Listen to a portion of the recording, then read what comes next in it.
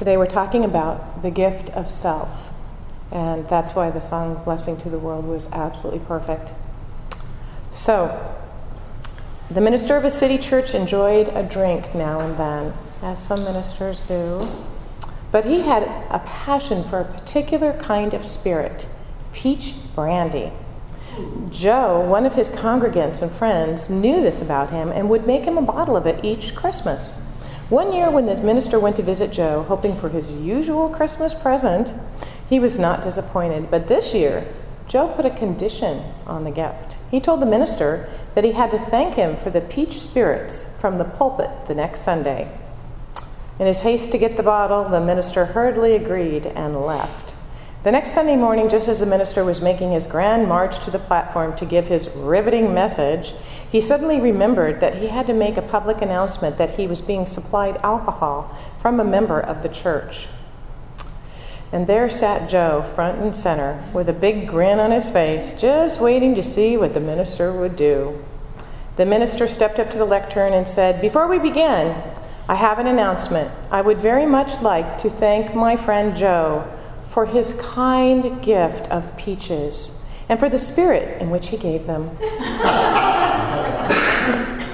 This month, we're talking about gifts of the season. Starting my talk each week is my gift of a joke to you, and I'm kind of getting a little short on them, so if you have any better ones, please send them to me via email. Anything is welcome.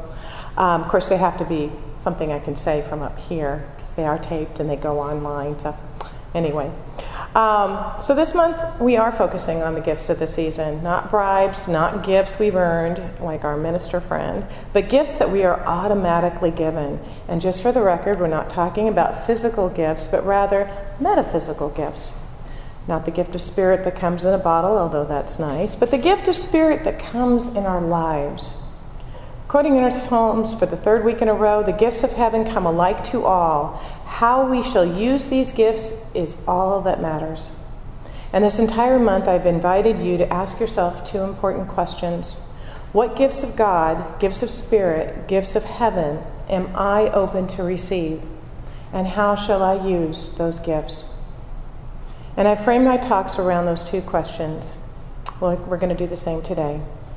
Today's gift is the gift of self, our true self, our higher self, our God self. And so we're going to take our two questions and ask them around the idea of the gift of self.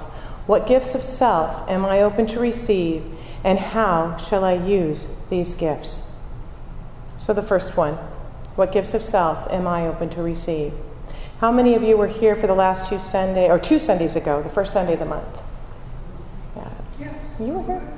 Was I? Yeah, you were here. Right. Okay. Well, we did if you remember, we did a visualization in which I invited you to unwrap, to consciously receive at least one gift within you, to take it out of the box, to look at it, and to embrace it. Do you remember that? It's been a busy month, so if you don't. Do you remember what the gift was that you embraced, that you received?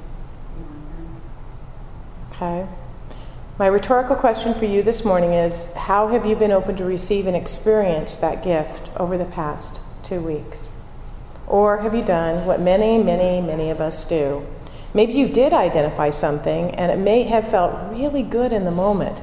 You may have even shared it with a neighbor, like I asked you to, but did you leave here and encounter that old self-talk? You know what that is, don't you? You know the old stuff. It's the talk of all your deficiencies and weaknesses and your failures and your inadequacies and your limitations. Or it's the self-talk that says that I'm really too afraid and fearful to allow the gift to be brought out into the light. And so you've kept it wrapped up or locked away. There was once an ad in the New York Times for a plastic safe that looked and felt exactly like a moldy cabbage. Well, safe, right? You didn't need a combination or a key to open it because it had a secret clasp, and it could only be opened if you held it in just the right way. And if you did, it would split open so you could hide your jewels inside and slip it into the refrigerator. Who's going to look at a moldy cabbage for all your valuables, right? Well, now they will, because they're selling them and they're being advertised. No one would ever think to open there. Well, we are like that cabbage safe. We think we're just moldy cabbage, but really the jewels that are in us, the gifts we have, are there. We just have to unlock them. And how do we do that? We unlock them by coming to know ourselves. As the scriptures say, know ye not ye are gods? I heard an acronym for the word person recently. And it's not only a great acronym, but it's also a great vocabulary builder. Remember last week's effulgent? I love new words. They're a lot of fun. Okay, so this is person, P-E-R-S-O-N. Perfect expression representing source of Numen, N-U-M-E-N. Numen means divine will, spiritual force, or influence. So perfect expression representing source of divine will, spiritual force, or influence. Isn't that awesome? I love that. That's what we are. We are the perfect expression of God in this world. Ernest Holmes says the real self is God-given and cannot be denied.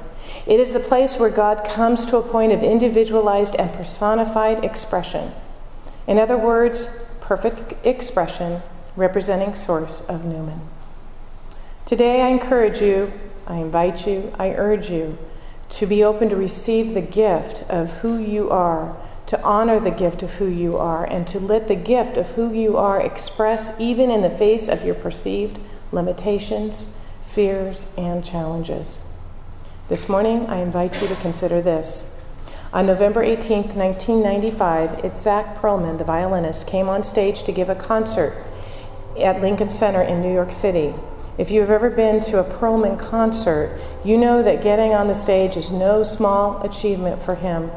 He was stricken with polio as a child, and so he has lock braces on both legs and walks with the aid of 2 crutches. On this particular night, as always, he walked across the stage one step at a time, painfully yet majestically, until he reached his chair. Then he sat down, slowly put his crutches on the floor, undid the lock on his braces, tucked one foot back, and extended the other foot forward. Then he bent down and picked up the violin, put it under his chin, nodded to the conductor, and began to play. This performance began like every performance he gives, but then something went wrong.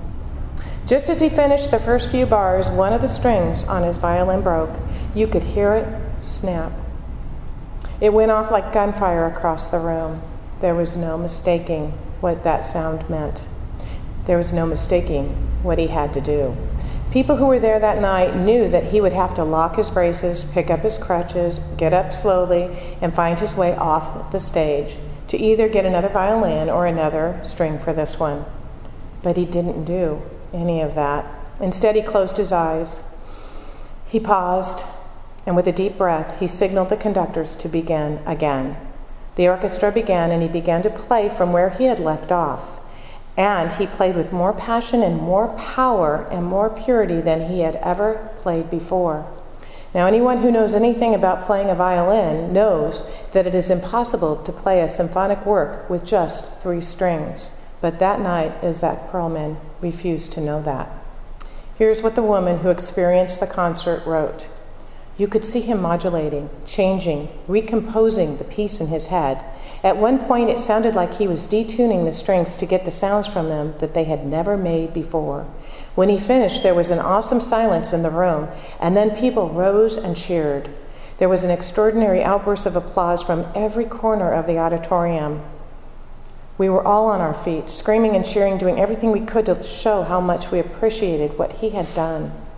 He smiled, wiped the sweat from his brow, raised his bow to quiet us, and then he said, not boastfully, but in a quiet, pensive, reverent tone, you know, sometimes it is the artist's task to find out how much music you can still make with what you have left. Itzhak Perlman, a man who has very successfully unlocked, unwrapped his gift to the world, and refuses to let it be dampened, no matter what.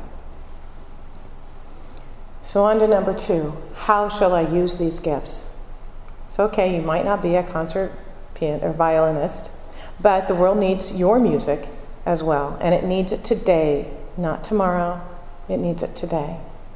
Galatians 6:22, and the gifts of the Spirit are love, joy, peace, patience, kindness, goodness, faithfulness, gentleness, and self-control. Against such there is no law. How shall you use your gifts? The world needs you to heal your perceived limitation and be all that you were created to be. The world needs you to give your gifts today. From two different spiritual perspectives, we get the same message. There's a Sufi teaching which talks about the spiritual seeker who is praying, and there is before him the crippled, the beggar, the beaten, and seeing them, he cries out, "Great God, how is it that a loving creator can see such things and yet do nothing about them?" God said, "I did do something. I made you." And I may have told this story before, but it's worth telling again.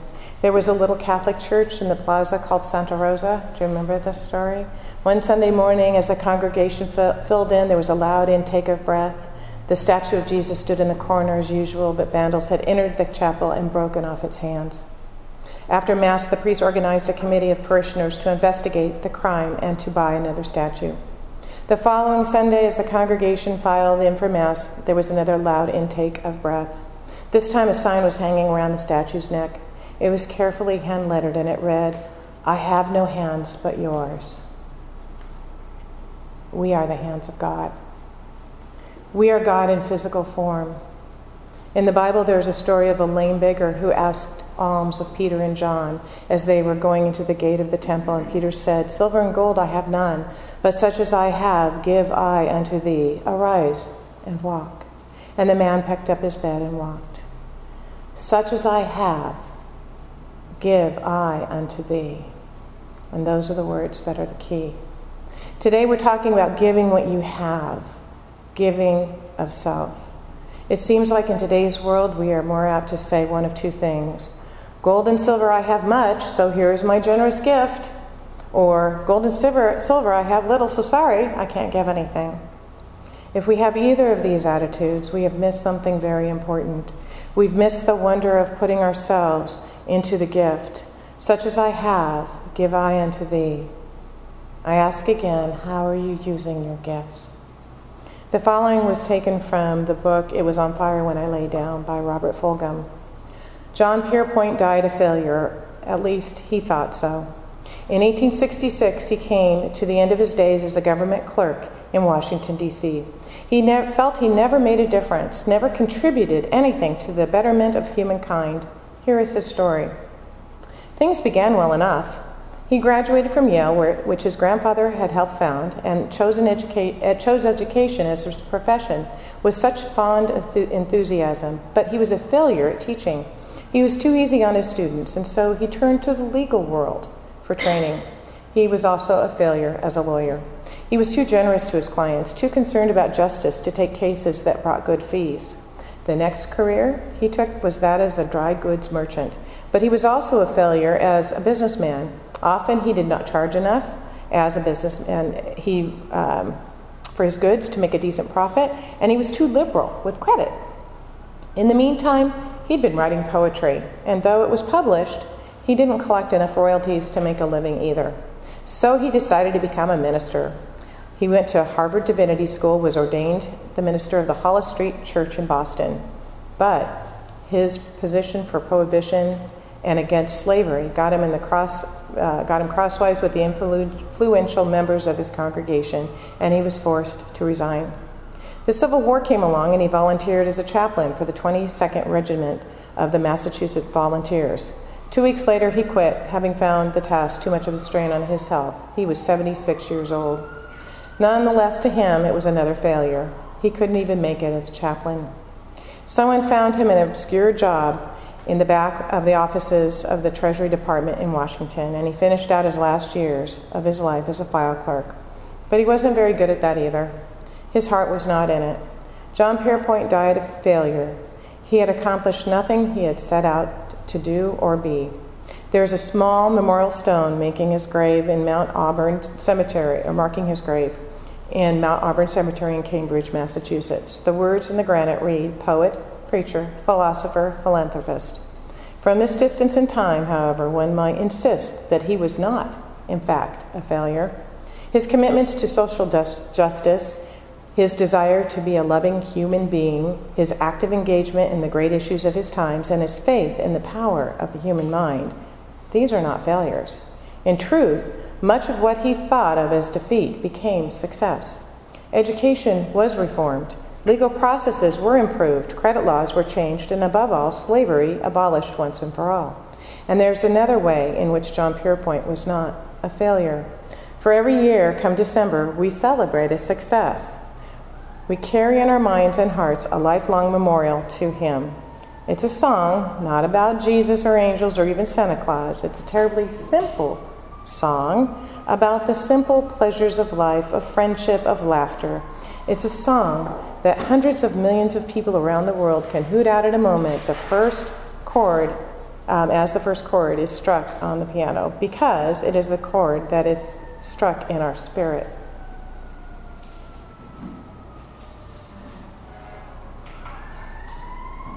And feel free to join along here.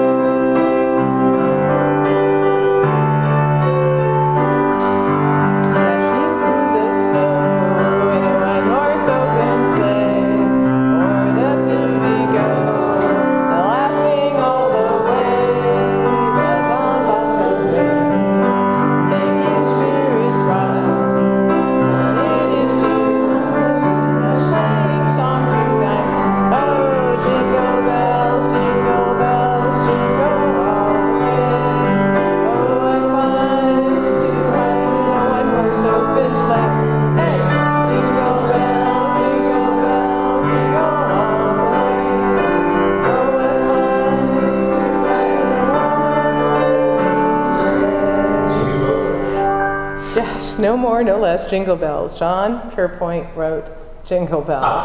Is that amazing? So that's a legacy, huh? One snowy afternoon in deep winter, John Pierpoint penned the words to Jingle Bells as a small gift to his family and friends and congregation, and in doing so, he left a permanent gift for Christmas, the best kind, not the one under the tree, but the invisible, invincible gift of self. And so it is.